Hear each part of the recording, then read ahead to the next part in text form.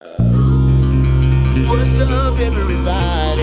It's Mr. Talkbox. Check it out. You need to like and subscribe. Come on and catch a boy. DOA playlist. Let's get the fucking YouTube family and YouTube world, I hope you're well and blessed. Listen, I know y'all see this brother right here. Y'all see this man right here. Listen, I told y'all I was coming back. I'm coming back. I told y'all he's here with me right now. I'm so glad to have this brother hanging out, joining the conversation. We're going to kick it for a little bit. Y'all give it up for the one and the only Kevin Jerome Stancil. My brother, what's up, man? I don't even know how to handle all this right now. I really don't. I appreciate it, man. You said my whole name, too. I have got to act like I got some sense on this thing. Jesus Christ. Okay. Oh, God. Dude, man, first of all, man, dude, thank you so much, Kevin, man, for taking time out. I mean, you're busy right now as we speak. I know you're in Colorado, man, editing and mixing this record and this project you're working on. So I appreciate you just hanging out with me, man. It means the world, and I don't take it lightly, man. Just, you know, it means everything for you to take your time out, man, and hang out with your brother, man. I appreciate it. I thank you for having me. You have made my week. You have made my month, man. You know, a lot of you guys don't know, but I've been following DOA for a long time, and you know, just to be asked to be a part of this is almost like it's gold right now. I've found gold with platinum lining on it, man. So you have no idea. I'm just so excited. Well, there ain't no way we're going to make this conversation nothing about me. It's going to be about you, little brother. Yeah. Now let's get this thing started, man. First of all, it's crazy, Kevin, because we've ran in the same circle, man, for years and years and years, in the same community of musicians and players and brotherhood, man. And you and I didn't officially connect until the world shut down. Man. I'm not sure how. Do you have any idea how that happened? How did that happen, man? I don't know. You know, I moved to the Bay Area back in 1997. And I was there for a while, and I had met Eric Smith. I met Jubal. I didn't meet them. I've known them forever because they're officially from where I am from, New Jersey.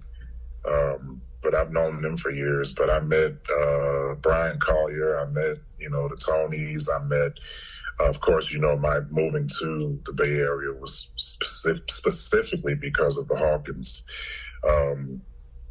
And I had been to Sacramento, I don't know, about 150,000 times.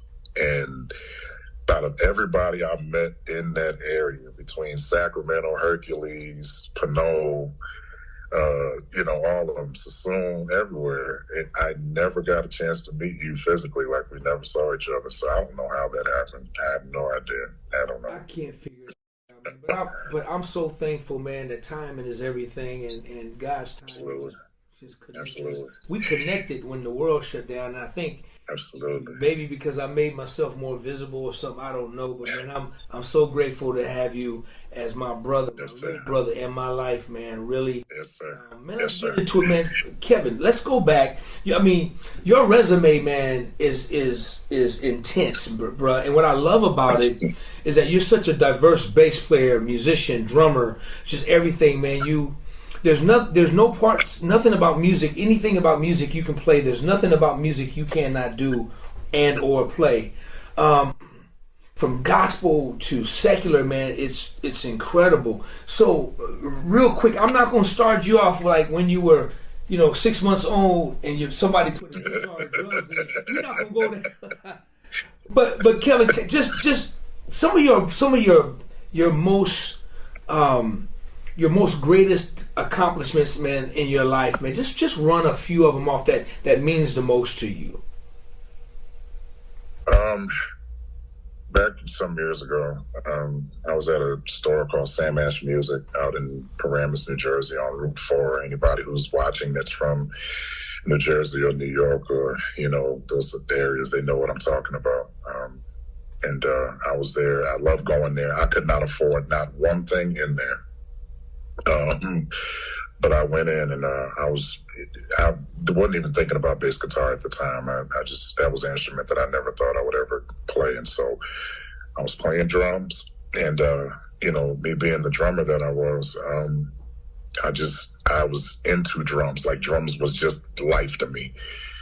And I'm sitting there playing and, a couple of people that came in, they heard somebody playing, at the right tempo. I wasn't fluctuating between tempos and, that's a God-given gift. I did not go to school for. I'm so thankful every day that, I have the opportunity to be able to exercise that gift even at that time. And I just kept playing and I just kept doing what I was doing. And there was a circle around me and I'm like, okay, and I got off, it's normal, typical for me. And I was getting ready to go to the percussion area. I turned around and there were these two guys there. And I looked and one of them said, hey, how long you been playing drums? I said, all my life. I was 13. And he said, you know who I am? I said, and I looked and I said, hey, Ali Shaheed from Tribe Called Quest. He was like, yeah. And then I cut to the right and Devontae Swing was sitting there. And I just got so nervous. I just dropped everything because at that time, Jodeci was very much so starting to really blossom as one of the greatest R&B bands of history. And I was a young guy and I left. It was a guy named Vince Crawley that called, asked if I could come out. I was a young kid. I was in school and they let me go out. And I was on the road with these guys before Forever My Lady hit, and I was a kid. So after that, it just went up from there, man. And I don't talk about that story that much because, I always want to give people one scope of all of this is that, when you are where you're supposed to be at the right time, anything spectacular can happen. And I saw Casey and JoJo on a tour that I was doing with Blackstreet and Guy at the time. And Casey turned around and looked at me. He said, I know you from somewhere. I said, I cannot believe that we are that old that you now remember who I am. He said, I don't remember. And so I told him and he looked and they both hugged me and they was like, where you been? I said, on the road with these guys. So that was one of the things. That story leads to me playing for people, such as, finally I had gotten to the point to play with Tony, after 7, I turned around. I was a Blackstreet and Guy for like 6 years. I played with some of everybody in gospel music. When I got with Walter Hawkins and the Love Center Choir, that took me a long time to really just even fathom that. And I felt that moving to the Bay Area was like the best thing I could have ever done in my life. It was, to this day, because I got a chance to sit and talk and get to know somebody who mentored me indirectly for most of my bass career, and he goes by the name of Joel Smith. And Joel was like a big brother to me, and he never wanted to talk about music ever. He never wanted to talk about music. He always wanted to talk about life. I'm like, Joel, no, I want to talk about how you do this on this album and how you do. He never wanted to talk about that. And I think that's one of the biggest things about my musical career is that I had a lot of people who did not want to talk about what I was good at. They wanted to talk about what I needed to work on. And, that's some of the things that I remember solely about my musical career is that I had people who were a village to me that were teaching me how to be a man and not just a musician. And that was really one of the biggest things. And shout out to Kevin Bond and, Donald Lawrence and Hezekiah Walker and all those guys who, when my mother wasn't there, these guys were teaching me how to be not just a man, but how to be a classy man, how to be, and I didn't always pass the test. I didn't always do what was right, but, and I'm glad you said what you said. I don't want to go around in circles or stop and start in different places. But I'm great at music, but I'm still a student at being a man, and learning how to show people that music is what we do. It's not who we are. And so that was one of the biggest things about my musical career. And, to this day, I'm still a student of it. So, shout out to, Uptown MCA, to all of the, different labels that had me come in as a kid. I worked with Joe Stone Street in the studio, and I thought I was going to lose it. And I worked with, the Lost Boys and all those guys. But a lot of people didn't understand that I was a fan of what was going on the East Coast, but I was always a West Coast lover. Like anything West Coast in New York, I was always paying attention to the West Coast. I didn't, at all the times. Kevin, you said something a minute ago, and I want to kind of circle back. You said that the people around you, they always, gave you advice on what you needed to work on, which is strong, which is very strong. As a young dude, and you still young, man. I know you just turned 50, man, and you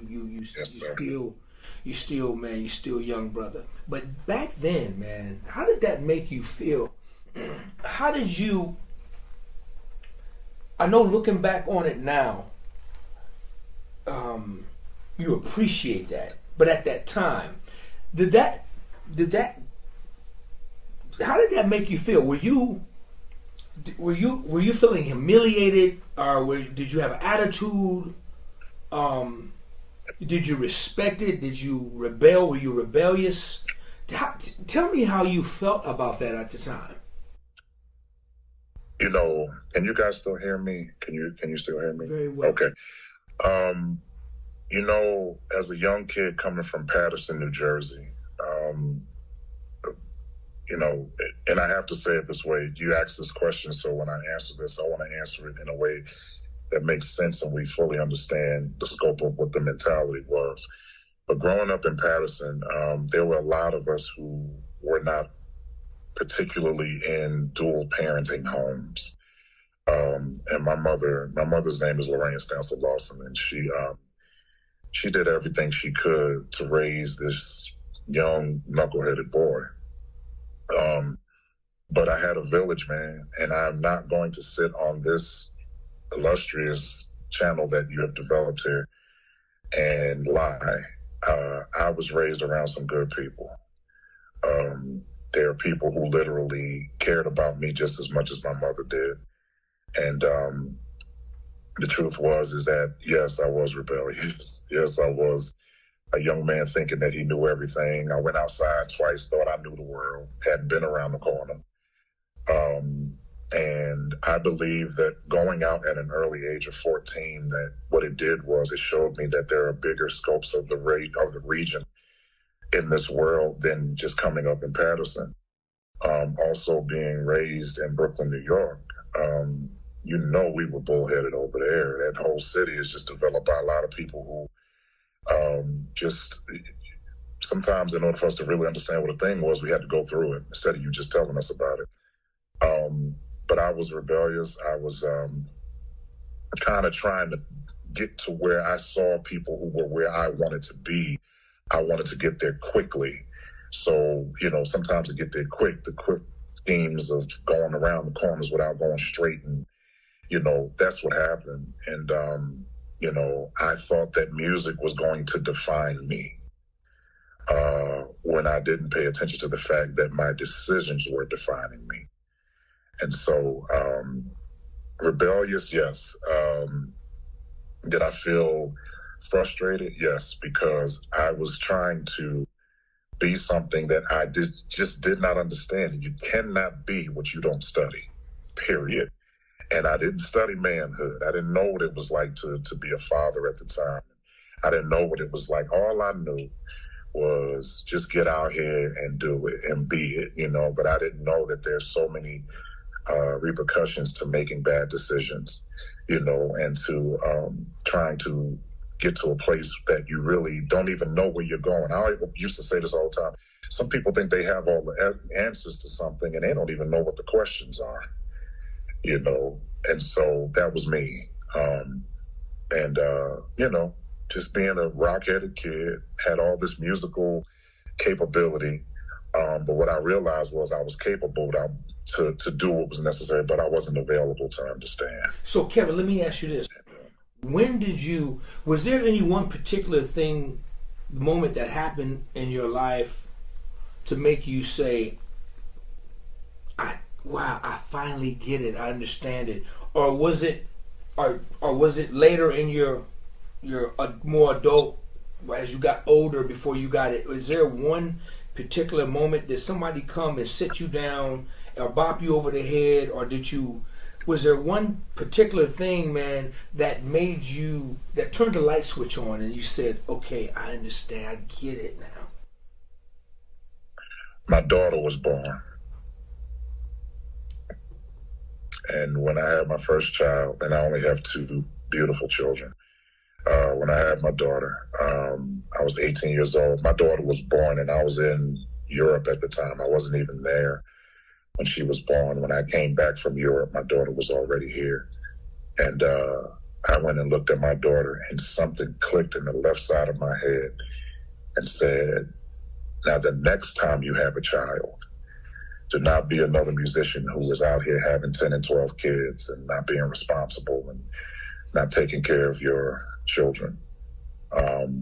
But the day my daughter was born, the day I found out that I became a father, was when I realized that I can't be out here acting crazy. I have to get myself together. And that's what happened. Wow. Mm-hmm. Kevin. I love that, man. But I gotta ask you this. You were that musician, man, that where some of these old school preachers say you straddling the fence, brother. You was you was swinging both. You was doing this side of the fence. You was doing that. You was living the rock star life. Then you was living the church life. And I'm just messing with you. But you was this big iconic bass player, man, just coming up. You're living your life, man. You're young. You're vibrant, man. You got people tugging at you every which way, man. I know the story. My question to you is this: what was your weakness, if you had any? What were your weakness or weaknesses?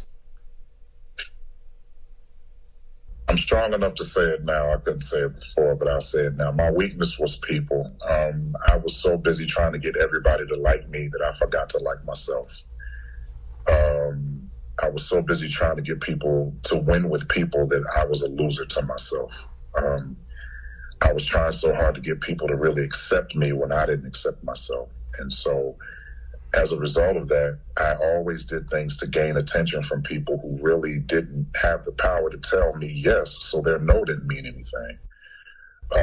But I didn't realize, how valuable I should have been to myself. And so,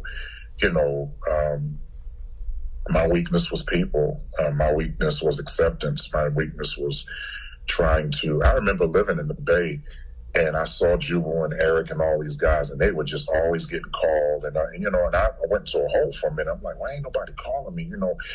I see these guys doing their thing. And, shout out to Jubal and Eric. Those are my brothers, and I love those guys to death. We don't talk all the time, but I watched them. I watched Brian Collier. I watched Eric Brown. I watched all these guys in the Bay. They were just doing their thing, and I just felt unaccepted. And I'll never forget the day I felt so horrible, DOA. I felt like, I don't know. I just feel like, I'm at that point. And I will never forget the day that Walter Hawkins called me for the first time when I first moved and said, so the family is going out to Atlanta, Georgia. And I'm like, okay. And he's like, so you have to go. So the first thing I thought, shout out to another brother, his name is Jerry Jordan. And I kept saying, oh, man, Jerry not gone. He said, all right, my manager will call you back and give you all details. About 2 minutes later, he called back. He said, I was told you play drums. I said, yes, sir. He said, well, that's what I need you to do. So now I'm like, where's Joel? That feeling of insignificance went away very quickly. Because I was like, Walter called me. Even if it's just this one time, I'm good. If I never come back to this, I'm good. As a result of that, we went to Atlanta, we came back, and I felt a sense of significance, but I was like, now what? You know? Well, not even 5 days later, I got a call and said, hey, man, can you come play for Tony? And I'm like, what is going on? Wow. What is happening here? You know? Wow. So for a year and a half, I was juggling between the Hawkins and Tony, but as God would have it, I never ran into conflict of scheduling. So the two never matched each other in schedules. And I went through that. So my weakness was people, the acceptance. My weakness was fear of succeeding. I already knew what failure was like, but I didn't know how to succeed and stay in it and accept it. So, it was fear of succeeding. So I have my weaknesses. And when you don't know who you are, whatever people say you are, you'll accept it. But when you know who you are, you don't have to answer to whatever you call. And that's what I understood about it. I love it, man. Listen, you're extremely blessed, man. And when I really believe that, and I say that from the bottom of my heart, man, because you've had the best of both worlds, man, through the gift that you have been blessed with, man. And yes, sir. From the greatest gospel artists in the world to some of the greatest secular artists of our time. Let me ask you this question, man. Did you ever experience like any repercussions? Also, you go from Edwin Hawkins to Tony, then no telling who you went back to. Did you ever experience like any repercussions from any gospel artists because of the fact that you were so heavy in secular world as well? Did you ever experience any problems from working or being accepted back or phone calls or anything? Did you have problems with any repercussions when it came down to that part? Never. I never had any problems. Most of the people that I dealt with in gospel were musicians, and they never looked at me any other way. There was one person that had an issue, and I did not have to correct them. Somebody else did that they looked highly up to, that they looked at, and they were their mentors. And so when I say never, I never had to fight that. Somebody else fought that for me indirectly. But Kim Burrell never had a problem with me playing for her and leaving and going playing with Missy Elliott. She never had a problem with that. Matter of fact, Bishop Hawkins was another one. I had to go out with the Grateful Dead for 6 weeks. And I told Bishop, I said, I have to go. I got to go. And he looked at me and I said, I feel so bad because I don't want to leave the church. He said, then why did you come tell me that you leave? And I said, well, out of respect. He said, so do you think I'm going to tell you to stay home? I said, I don't know. If I could, so many things. I don't know how long we have, but it's so many things. But let me finish this point. He said to me, I would never be a real pastor. He said, I was doing music before your mama had you. And I said, yeah, we know. I may not get that. He said, why would I tell you to stay home? I said, well, because I don't know how you feel about it. He said, I would not be me if I told you to stay home. I would be me if I told you to go. And I said, okay. I said, so you don't mind me going? He said, I mind you staying home. And I said, all right, then I'm going. Man, and I told him that. That is so powerful. Yeah. So powerful. We can end it right now. That's so powerful. I hope people are listening to that. Oh my goodness. Go ahead, my brother. Oh my goodness. He told me, I mind you staying home. He said, I don't want to see you for 6 weeks. So if I'm not going to pay you to be at church, you need to go somewhere where you're going to get paid to be gone for 6 weeks. And so I turned around and said, okay. So that Sunday morning, I'll never forget, they would get ready to end church. And that was a Sunday. I was leaving that Monday. And he got up in the church. He said, well, before we leave, I need y'all to do something for me. Just please for 1 second. And he stood up and he said, Kevin is leaving for 6 weeks. He's going to be gone. So the whole crowd was like, 6 weeks? What? And he said, and he was being funny. Walter Hawkins was a comedian. And he said, Kevin said, yeah, he going to play that devil music. He said, I'm just kidding. I'm just kidding. He said, Kevin is going to do what some of us would never do. And we would never have the opportunity, but God has blessed him with the opportunity. He has gone out with the Grateful Dead, and they're going to go and play at some arenas and some amphitheaters or whatever. And we just want to cover him before he goes. And he said, and as his pastor, I said he could go. Stop right there, bro. Stop. Come on, man. We listen, man. Listen. Dude, you give me chills right now, man, because I gotta ask you this question, man. Yes, sir. What is your advice? Because, man, I love our younger brothers, man. I talk to them. And you know, a lot of younger brothers, these millennials, man, are coming straight from the church, Kevin. And they're coming, they're PKs, and they're amazing players. And they're coming straight from the church to try to have a music career. What would you say, man, to those players that's dealing with the opposite of what it is now, whether they're a PK or not? They're at their local church down in, Huntsville, Alabama, Gut Bucket, Mississippi, Redwood, Redwood, Louisiana, somewhere. I don't know. And you're talking about one of the biggest figures, man, ever, man, in gospel music, pastors that's blessing you, have his whole church cover you and anoint you. First of all, I never knew the Grateful Dead, man. I salute you. I salute you, dude. What would you say to the musicians right now, man, that are having it hard, man, and that's experiencing the opposite of what you just said right here in this conversation, my brother? You have to get with people who understand you. And I say that because there are a lot of pastors, and would have me on another segment at another time with this whole pastor thing, because I got 105 things to say about that. But I'm a gentleman now. I don't rant and rave like I used to. I'm gonna take you up on that. Promise you. This is so important. This is so important, man. Go ahead. Yeah, but you have to be connected to people who understand you.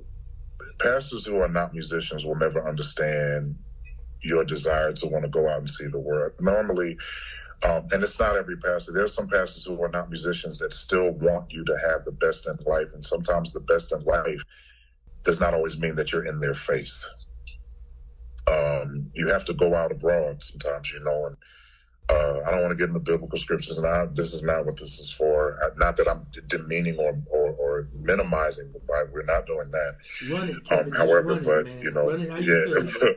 Run it how we talk, man. Run it how we talk. You right. You have to be coupled with people who understand you. And the real truth is that a lot of pastors have issues with control. And there are some pastors who literally just want you to stay around to make them look good. When the real truth is, they will look better as pastors when they allow you to grow. And sometimes it's not even about you growing, it's about them growing. So they will put their thumb on you to say that you will only go as high as me. Walter Hawkins was not a person that wanted you to go as high as him. He always wanted you to soar above him because he had a son. And his son was to take what he did and go above him. So a lot of times Oh God. A lot of times we are led by pastors who are leading out of emotion and not by leadership. And you have a lot of pastors who do not understand that I am not just set forth here to make you look good, but there's a vision that God has for me too, and I have to look good doing that. And that doesn't always include you. So when you're coupled with a pastor who does not look to cover you and let you go out into the world, there was one time, I kid you not, and I so wish he was here, but there was one time that Bishop Hawkins found out that I was leaving to go out with the Tonys. And he came to me and called me upstairs in the office. And I don't like when people call me in the office. I always feel like I'm in trouble. I got in trouble in school a lot of times. So I'm just like, I don't like going to nobody's office. That man called me in his office and he gave me a check for $1,000. And he said, here, take this. I said, Bishop, I didn't ask for this. What is this for? He said, you're going to be gone for a while. I want you to eat. Just go ahead. Just take it. He said, you better take it before I take it back. And I took that check and I cashed it. I put that money in my pocket and I cried the whole way to the airport because somebody cared enough about me to see to it that I was taken care of, that they didn't have to. He didn't have to do that. He was not obligated. That was not his responsibility. I was a grown man going out there. But he just saw fit that he would just take this, and I want you to know. Edwin Hawkins was the same way. You know, Kevin, are you all right? Do you need anything? You know, how long you been? You need to call me when you're out there. You know, they were just very caring people. So to all the pastors out there, pastor your musicians. Pastor your musicians. Pastor the people that you are around, because listen, if you allow us to go and soar, I want to say this to all of them. If you allow us to go and soar, we're going to fly right back to you. I'm just trying to let you know, we're going to fly right back to you. If you let us go out and have these experiences and allow us to go and get the information, we're going to, when we know you want us back, we're going to come right back to you. We're going to come right back, you know, but don't send us out in fear. Don't send us out in frustration. Don't send us out in vicious, malicious, toxic send-offs. Don't send us off like that. Help us, pray for us, and get us to a point where we're going to go out here and get all the information and we're going to come right back to you. But the moment you tell us we're going to hell is the moment that we will resign. So that's the best way I can put that. Okay, man, as bad as I don't want to let this go, Kevin, I can't tell you, man, you are sowing seeds into so many people. Do me a favor, man.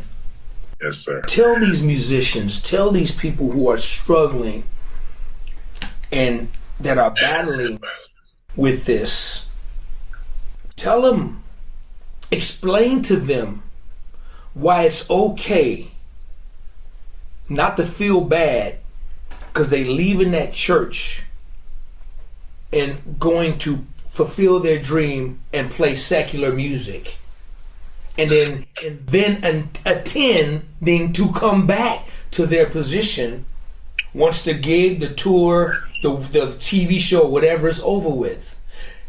Explain to them, can you please explain to them why it's okay, why they don't have to feel guilty or feel bad, why it's okay.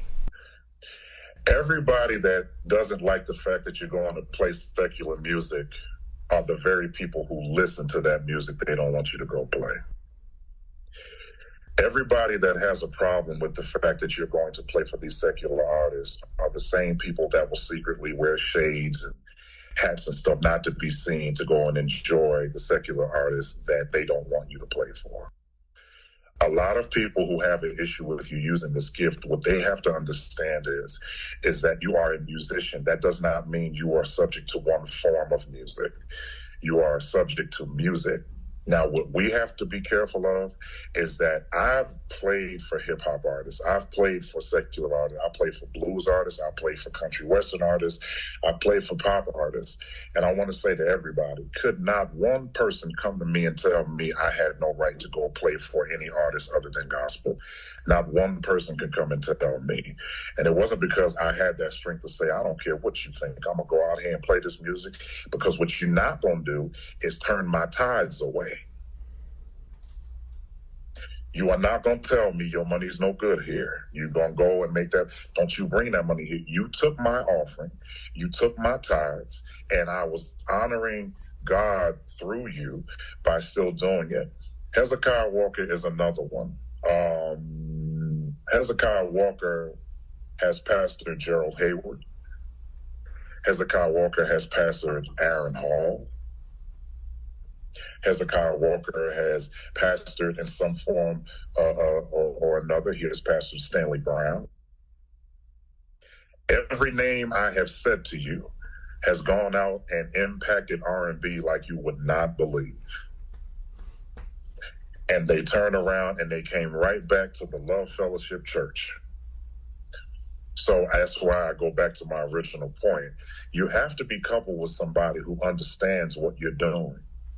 You know, DOA, Jill Scott said this on a post one day to somebody. I think she was at the Breakfast Club. She said, if you can tell me what to do, you could tell me what to do.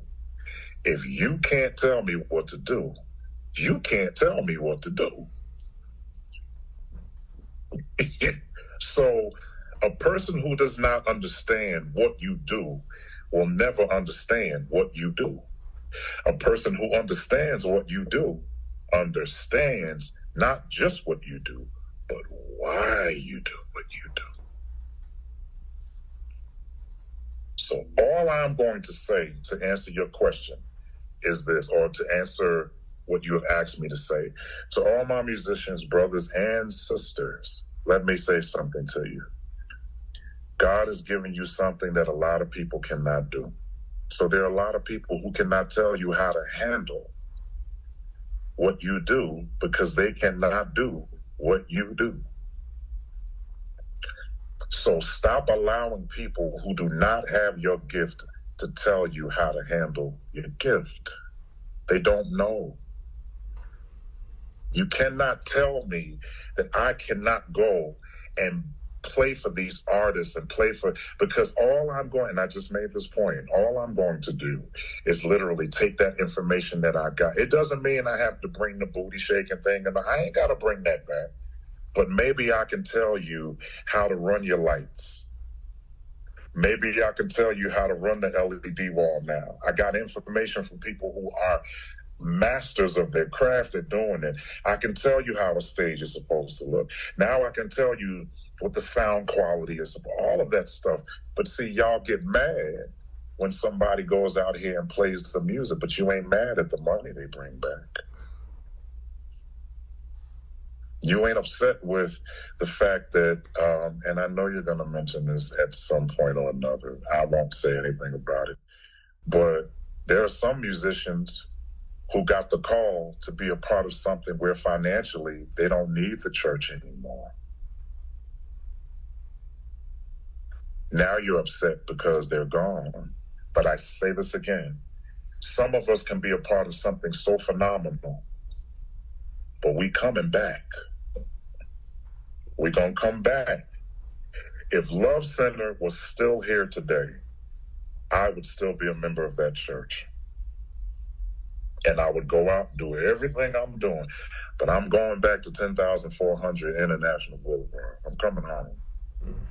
So all you musicians out there, stop allowing someone who didn't give you what you have to tell you how to handle it. Because a person who's never owned a Bentley should never tell you how to run it. And that's all I got to say. My man. Listen, man, we got to get to this before we close, man. We got to get to this big news, man, because I'm telling you, man, when I found this news out, you know, and when I found out the part of, you know, the repositioning of the news and the situation, and when I found out that you were involved, man, dude, I just was just praying you up, man, just thanking God, man, just thanking God, man, because, you know, it was the best news that I've heard in a long time, man. First of all, man, I want to say congratulations to you for getting the call, man, to play to me and to work with one of the biggest bands, the biggest soul bands next to Earth, Wind and Fire, man. And that's Frankie Beverly and Maze, man. I got to just applaud you, bro. I got to salute my brother and say, man, congratulations, man. And dude, I am so happy for you, man. And I gotta ask you, how did it feel, man, to get a call, not an audition call. You got a call. You got a call. You got a job that offered you the chair, man. You and you only, this chair, man. That's amazing to me, man. I'm so proud of my brothers, man, to see that, man. It makes me happy because I know what that feeling is like, man. And how did it feel, man, to receive, to be on the other end of that phone, and you getting a call, man, to be a part of one of the biggest bands in the world in our history of soul music, man. Frankie Beverly and Maze, man. I'm so proud of that, man. How did that make you feel, man? I cannot begin to tell you. First of all, it's still just unreal to me. I don't know. I don't know. You know, I'm a person who, I used to think this way. I don't really get excited about something until I'm in it. Once I'm on that stage and we're doing it, I'm like, oh my God, you know, this business that we call the music business, things can be up one day and 2 seconds later they're gone. Like, you know, they fall apart. When I got that call, I was in my kitchen, and, you know, normally I'm not on by my phone like that, but the phone call I got came from the Bay Area's own king, man. The king of, you already know what I'm talking about, but it came from Carl the Rev Wheeler. And he called me on the phone and he said, hey, man. I said, hey, what's going on? I'm good. Real quick. You doing anything this weekend? I said, nope. So I'm thinking I'm going to Oakland. I'm like, oh, I get to go to the Bay. I'm going to Oakland. I said, good. I need you in New Orleans. You got to go. I said, what's going on? He said, I can't talk about it right now. I got to call you back. You're going to get a flight. You got to go. I said, what's happening? He said, got to go. Talk to you later. He called me back an hour later. Did you check your email? I said, no, not yet. I just didn't know. He said, just check your email. Check your email. I saw the email going to New Orleans. I said, Carl, what's going on? He said, you are the new bass player for Maze Featuring Frankie Beverly. That's exactly how he said it. And I said, wait, what? What are you talking about? Hold on. Because now I know what's going on. And I'm like, no, me? No. I got to New Orleans, and Sonny Emery was in the hotel, and I looked, and I'm like, oh, my God, that's Sonny Emery. Only to find out that he was the new drummer. And I don't know, DOA. You know, I look at that, and it's still surreal to me. Yesterday, they called me to ask for some documentation. They said, all right, we'll see you Tuesday. Yes, you know, we got rehearsal for 10 days, 8 days, whatever. Okay. And we're doing a photo shoot next week. And, you know, Frankie will take pictures of his band in a minute. I don't know how this feels. I can't tell you. I'm almost numb right now because, you know, I always felt like if Verdine White is no longer with Earth, Wind, and Fire, they need to shut that band down. That's it. They don't, that's it. But Maze and Frankie Beverly are the closest that I've gotten to being a part of Earth, Wind, and Fire. This is about as close as I've gotten to it. But I don't know how to feel, man. I don't know. I think once they do this photo shoot and that picture comes out, I don't know where I'm going to be. I don't know how I'm going to feel. But I will say this. I am grateful and honored. And Carl said something to me last night that, just shut me down. He said, Kevin, take this opportunity as being paid for all the hard work that you've done and you've given time to do. Take this as a blessing. Take this as a reward. And I'll just never forget it. And so I am not just a bass player, but I am a Maze member now, and I don't know how to take this. I don't know. Sometimes I just lay down. I just lay down because I'm like, I don't know. It's just a lot to endure. But if you don't mind, man, I want to say this to a lot of people. And you did not call me to do this to be sad or somber. This is all rejoicing right now. This is just, it's all blessings. But, Quincy Jones said years ago, accept your promotion with humility and grace. Do not be egotistical about something that you know already that somebody else can do better than you. But just be mindful and always be humble at the blessings that you receive. I want to tell everybody,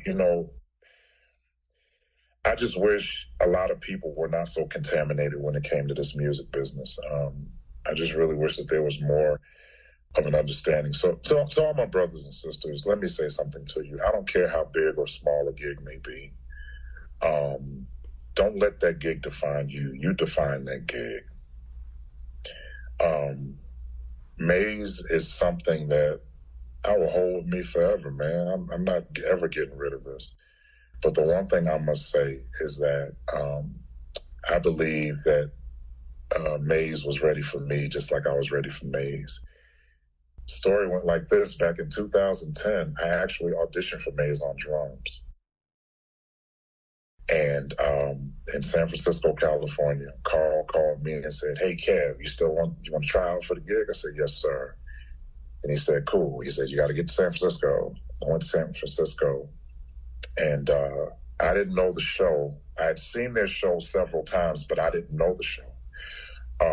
But there was another drummer by the name of Calvin Coon Napper who has been their drummer for 13 years.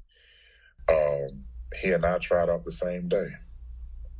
And I auditioned, and I didn't know the show, but I knew the music. I knew the music, but I didn't know the show. Calvin knew the show because Vance Taylor had sent him the show and said, study this. What Frankie Beverly said? He said, I don't know who to hire because the guy that knows the show sounds great, but the guy that don't know the show sounds great. He don't know the show. They didn't hire me. They came back. They gave me, I don't want to say what the amount was, but I was very happy that even at that time I didn't get the gig because what they gave me was phenomenal. But I went home to Nashville and I said, I didn't get the gig. 13 years later, I didn't audition for bass. They called me and said, you're the new bass player. So drums was not what I was supposed to be doing. It wasn't drums.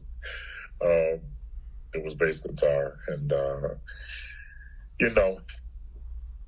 God has a sense of humor, but he also has a plan, man. And I didn't know how this was going to go. So I want to tell all my brothers and sisters, please don't stop working. If it didn't work the first time, don't give up. Please don't.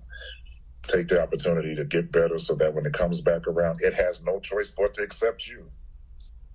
It has no choice. Make sure the seat is cultivated just for you. And, I went in that Maze rehearsal. We only rehearsed cumulatively, I don't know if that's a word, but we rehearsed probably for about 6 hours. for 2 days. We did about 6 hours. Collectively, we did about 6 hours.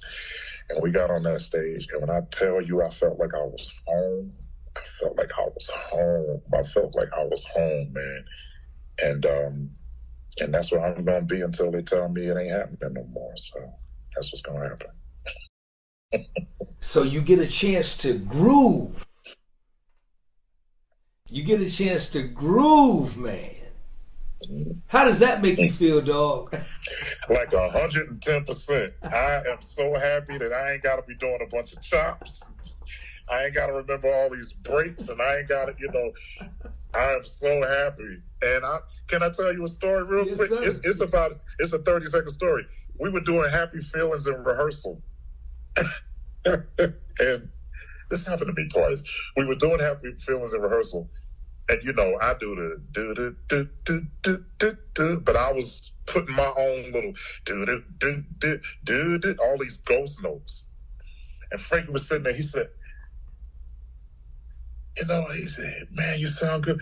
It just don't sound right. I said, well, I'm playing it. Vernon Black, guitar player. He's on the other side. He said, wait, I think it's right. It's just your ghost notes. Don't do those notes. And I said, I ain't doing those ghost notes. And I played it again. I said, yes, I am. Frankie said, no. Just play it like the record. I said, yes, sir. And he counted 1, 2, 3, 4. And I played that thing straight. He turned, he said, yeah. Yeah. There you go. I said, and I wanted to cry, man, because I was like, he validated me, man. DOA, I walked through New Orleans. I went on Canal Street, and I went on all those streets, man. And I just walked around, and I just said, God, thank you, because I have to play simple. You got to groove. You got to lay in the groove. You and the drummer have to sound like there's only one instrument up there. You got to groove. Andre Crouch did that to me, I don't know how many years ago it was, back in 2000, I want to say 2011, 2010. We were doing this song. He said, young man, you sound so good on this bass, but you playing that song wrong. And the whole band looked at me because they knew back in the day I used to be like, I'm playing it. No. Because there's certain people you just don't argue with. Especially when they wrote the songs. You don't argue with the composer. You just don't. You just don't argue. He said, you play it like this. He sat down and he took his left hand and he started playing the bass notes. I said, I thought I was doing it. He said, you thought you were, but you weren't. I said, okay. All right. And I played it, but I played it how he wanted it. Shout out to Joe Wilson. Joe Wilson came to me and sat down. He said, yo, you always think you know till you find out you don't know. I said, and I didn't know. I didn't know. It taught me one other time. Walter Hawkins, we were doing Until I Found the Lord, DOA. And I'm on drums. I know Joel Smith. I know Joel Smith is the reason why I play bass and drums the way I do. It's his fault. I will always blame him. Even in heaven, it's his fault. And I went, I did the whole thing. When it got to the part when the thing came in, Joe went, he did that. I went, and Bishop folded his arms. And we stopped, and I looked, he said, now why did you do that? I said, do what? Joel didn't do that.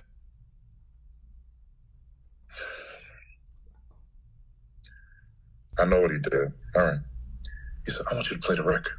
I don't like this new stuff out here. I don't like it. Just play the record. I played that song, and he looked at me and said, now you can go with us. I said, so Frankie Beverly and Maze is going to be a place where I can feel like I'm accomplishing some of the greatest levels of musicianship in my life. And it is teaching me that you were never wrong in wanting to lay in the groove. You were never wrong. As a matter of fact, welcome to college. You have officially graduated high school. So wow. I'm in the groove, man, and that's just where I am. I could talk a lot. I'm sorry. No, man. Listen, man. I love this is good stuff, man. I love these stories, especially the ones you're talking about now about just the discipline. Because the discipline is the reason why your pockets is getting ready to go through the roof, and playing them 1 and 2 notes, man, and playing that groove, playing that what Robin Dewey played. It was just really simple. He played a 4-string bass. It wasn't much, and he played it simple, and it felt, but it hit here. See, it hit here, and that's the part that people got to understand, man. People think playing 2 or 3 notes, yes, easy, but the problem is play them 2 or 3 notes where people can feel it in their heart, man, without moving. Make that groove feel. And man, I love the story with Frankie, man. I love the story with Andre, man. I mean, those stories are just very powerful, and man, and dude, I am so I'm looking forward to watching you guys, man. I'm glad Carl's back, man. And you're right, man. Carl is the godfather of the Bay Area, man, and yes, sir. Just yes, period, sir. man. He is that yes, guy. Sir. And that's my little brother, man. And dude, that's a button. But before I let you go, I gotta ask you this question, man. You're such a dope drummer, such a dope bass player, but I gotta ask you about the bass from a bass perspective, because from a bass man to a bass man, you got 4 bass players to put on Mount Rushmore. Who you gonna put on top of there?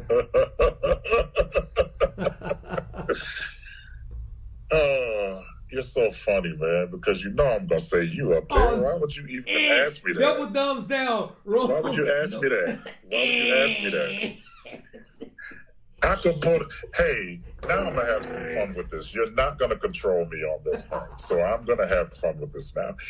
If I put on Soul Trilogy, you will sit so many people that I do not think people know. Maybe I should do a podcast and then I can ask the questions I want to ask. Maybe I'll do my own, because y'all not gonna keep trying to control what I say. I honestly, and let me not do it this way. Jaco Pastorius, John Petitucci, Victor Wooten, Stanley Clarke, all those guys. That's not even Mount Rushmore. They're like, they're epiphanies. Like, we know they're there. That's easy. If I had to do a Mount Rushmore, you would be there. Joel Smith would be there. And he will probably kill me for doing this. Another bass player that started me to really understanding what it is that bass was. Joel Smith taught me how to love bass. Stephen Huff taught me how to play bass. So Stephen Huff taught me how to play bass guitar. Joel Smith taught me how to love playing bass guitar.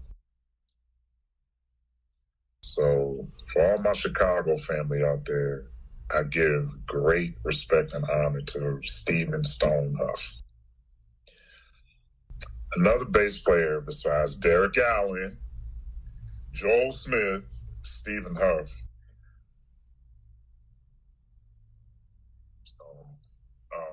I would have to say, out of those 3, the next bass player that I would put up there pretty much to solidify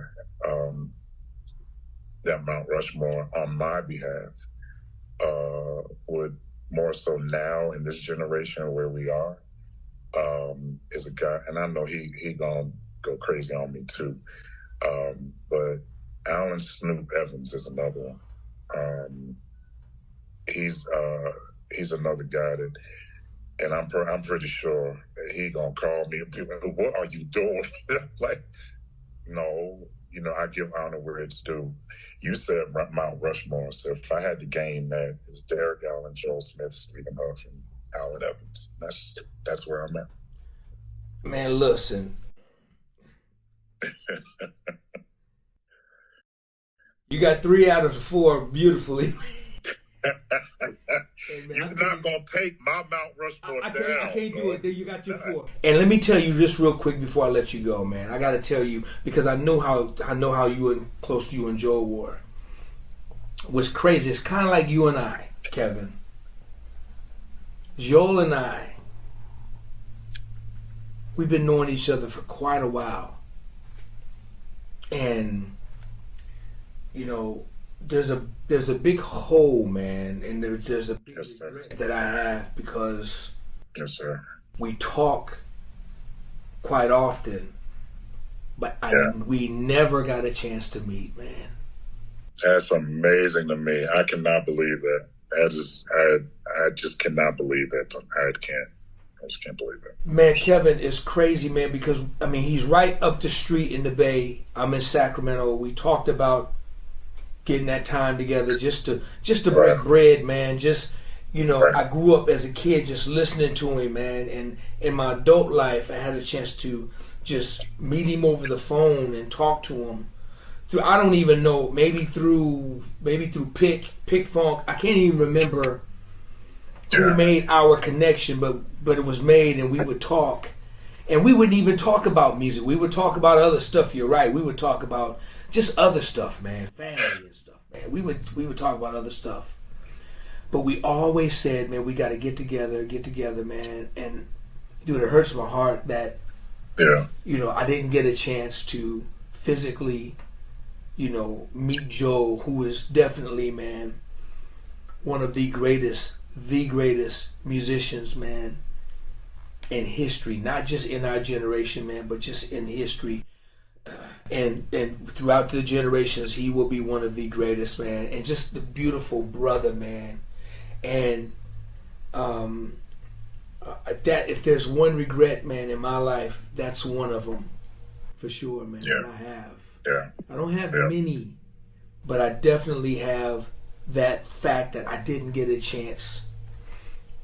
We did not get a chance to hook up, man, and I didn't get a chance to meet him. But I know him through all my other brothers. I know him through y'all, and I know him through just my experience with him, just talking to him, just our phone conversations, man.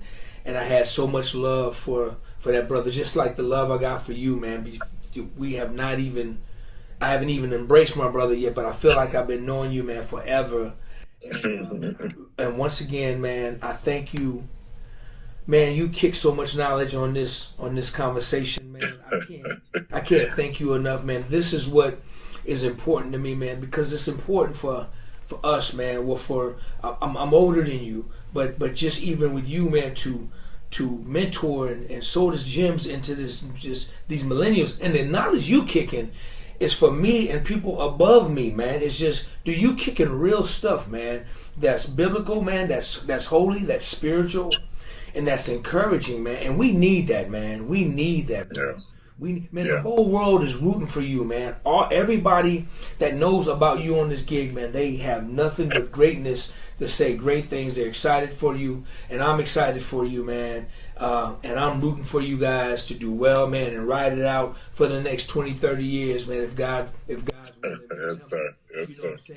Dude, I really appreciate your geniusness, man, and your greatness, and what you have offered to the just the world, man, of who you are, just as a man, bro. Not just a musician, just as a man, man. I love when we talk because we sidebar so much, man. And yes, I sir. can listen to you all day, bro. I promise you I can, man. Man, thank you, man, for hanging out. Now, Kevin, tell everybody how they can reach you, my brother. I'm on Instagram as Mr. Kevin Jerome. I'm on Facebook as AJ Stancil. You can also reach me. I have a YouTube channel as well as Mr. Kevin Jerome. I'm not on Twitter that much, but those 3 forms I'm really on. And you can reach me that way. DOA, I know we got to go. I have to do this. The Bay Area has another king that I haven't mentioned. I mentioned once, but I have to mention him again now. I didn't put him on Mount Rushmore. Okay, I get it. But Jerry Jordan, I'm going to say right now, is somebody that when Joel wasn't playing, if Jerry was in the room, we good. if Joel wasn't playing, but one of the greatest duos when it came to rhythm was Joel Smith and Jerry Jordan. Good God, bruh. There was nothing you needed for nothing when those two were in the room. Yeah, gee whiz, man. I still listen to that New Dawning album like it just came out yesterday. I'm spreading that album.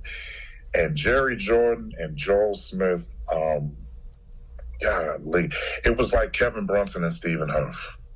You could not touch them guys, man. It was unbelievable. Jerry Jordan, I salute you, man. I promise you, Jerry Jordan is just unreal. You talk about, and he was a bass player. He is not a lead guitar player on bass. He is a bass player. He is a bass guitar player. And shout out to him. I can't be on here and not shout out to my East Coast family, to Reggie Young, Reggie Parker, Evan Rainey, to a bunch of other guys that are over there. Shout out to Brooklyn, to New Jersey, Connecticut, Philadelphia. Ty Trippett's brother, Thaddeus Trippett, is one of the baddest dudes you are ever going to find on bass guitar, man. But I had to shout out my East Coast family, to Lee Alexander and Keith and all of them. Jeffrey White, Jeffrey White Jr., who was another monster. All of those guys, I didn't come from nothing. These guys, they were some monsters, and they still are. And I just want to say that, to Eric Smith,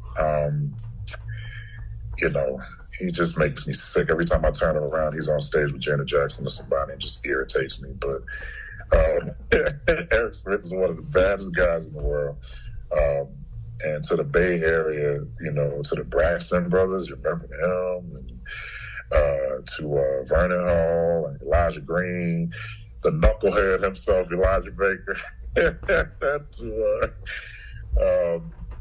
Shout out to all the guys in the Bay Area. Oakland will forever be my home. I used to live in the Piedmont Apartments, and then I moved from there. I moved to Alameda, to the Harbor Island Apartments, But I honor everybody. And to you, my guy, this guy, I just want to tell you, thank you for having me. Thank you for allowing me to be able to share my story. And, just tell the world that, music is something that we should all embrace, because it's the one language we all understand. I don't know why we got to fight about it. I don't know why we got to take money from people and cut people out of gigs and talk about each other and I don't understand that life. I don't. So, shout out to everybody. And I know if we keep God first, we'll be fine, man. So I'm grateful, and thank you so much for having me. Yeah, I appreciate it. Brother, that's a real button on it. Kevin, man, thank you, man, dude, I love you, man. Yes, sir. Man, you get out there and have fun, man, and enjoy every moment of it, man, every inch of it. Yes, sir. Man, enjoy it, man, and I will definitely be in touch. And I'm bringing you. We got to come back, because I want to do a whole thing. Yeah, I on know that subject. So what you talked about earlier in the conversation. So we're gonna come back. We're gonna hook that up, man. When you not so busy, dog. We gonna. Man, I'm so happy for you, man. For real, man. I appreciate it. Yes, it's sincere. Thank you so much, man. I love you, man. Thank you so much. Love you too, bro. Thank you for having me. Right on, I right appreciate on. it. DOA playlist. Let's get the funky.